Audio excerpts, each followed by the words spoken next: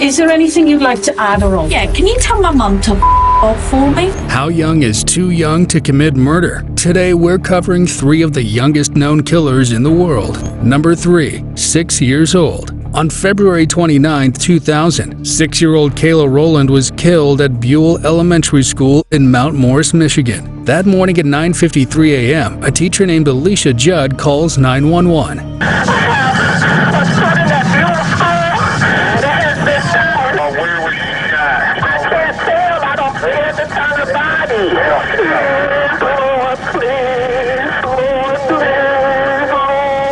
Six minutes later, paramedics arrived at the scene to try to save Kayla, but it was already too late. The tragedy happened when the children were changing classrooms. Kayla's 6-year-old classmate, Dedrick Owens, pulled out a pistol and said, "I don't like you," before shooting her. Owens did not run away. Instead, he threw the gun in the trash and hid in the bathroom. I'm convinced the kid took that gun and with the intent he was going to kill somebody.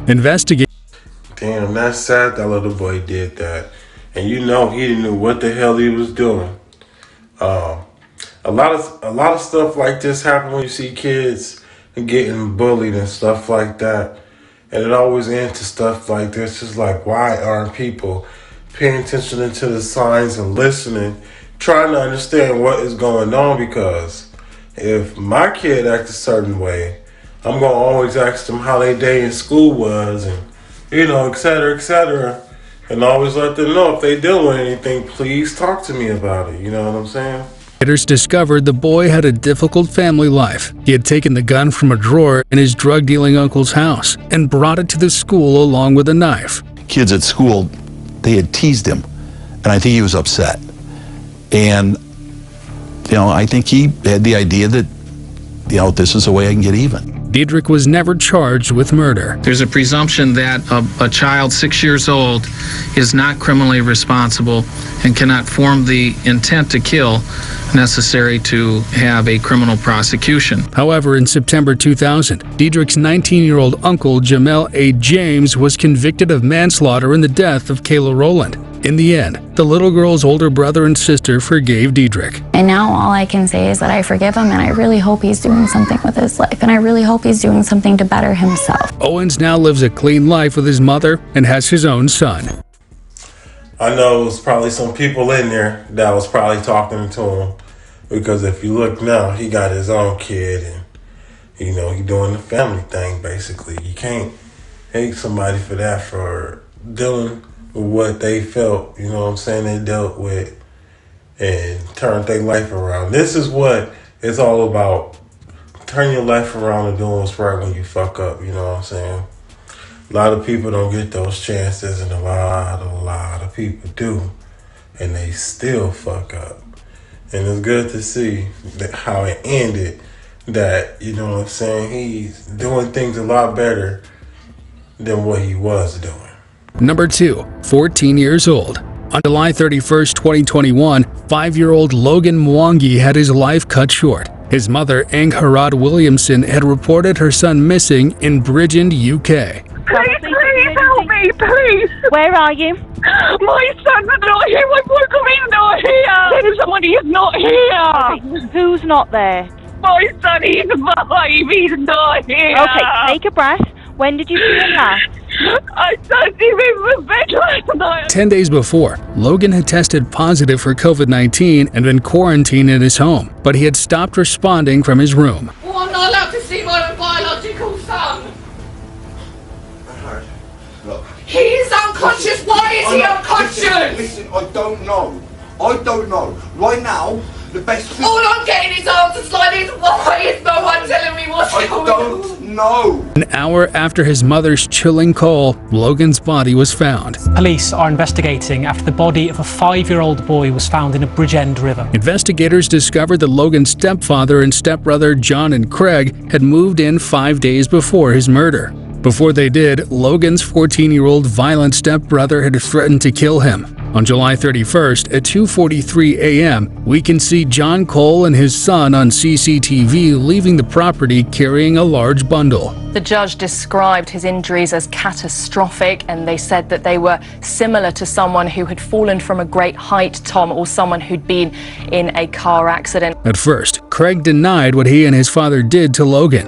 Is there anything you'd like to add or alter? Yeah, can you tell my mum to off for me?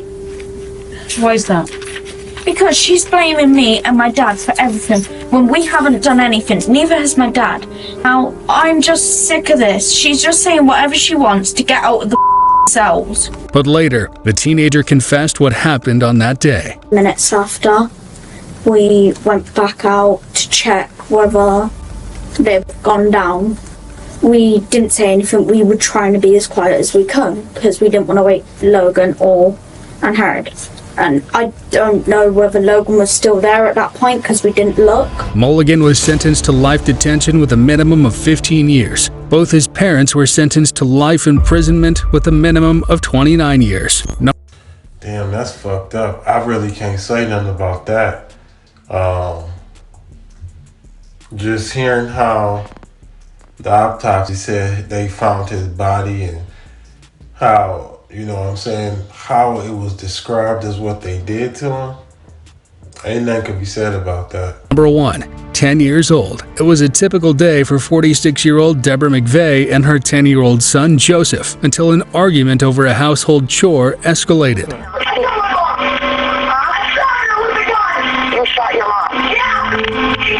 When the police arrived, they discovered Deborah lying on the living room floor with a gunshot wound to the head. I heard a shot, and then Mom, she just looked at me and fell to the ground. He was just like standing there, like looking at her body, and then pointed the gun at me.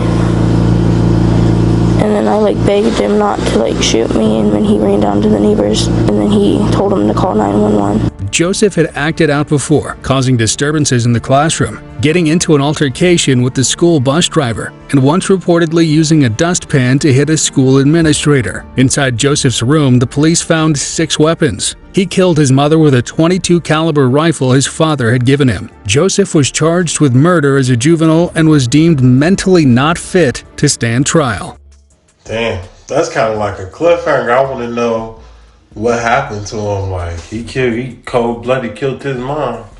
And he had all them damn weapons in his room, and then to come to time find out, his dad then bought him some guns. Or bought him a gun. And then he was cutting up in school, cutting up on the school bus, all that shit. So he was showing behavioral issues where they should have, like, you know what I'm saying, had somebody talk to him. They should have been in his room more to see what was going on and see what he was doing. I mean, damn. That's crazy. But anyway. This story out of California is shocking. Listen as a teacher seemingly verbally abuses his students who secretly recorded him and then posted it online. I've been through 3 tours in combat in the most dangerous places on earth, and I'm not in position to let some talk back to me. Period. It's from a middle school near Oakland in the Bay Area, and it gets worse. That's just how it is. I have shot kids younger than him. These recordings began floating around social media earlier this week. That teacher was said to be addressing a student that was misbehaving. So I suggest when you get into high school, you learn how to shut your mouth, because guys like me who are way, way bigger than you are going to pound your little butt into the ground. But a mother of one of the students says the class didn't understand what provoked the outburst. It was a normal day in class, and the kids happened to catch him in an outrage. The teacher has since been removed from the classroom and is under investigation.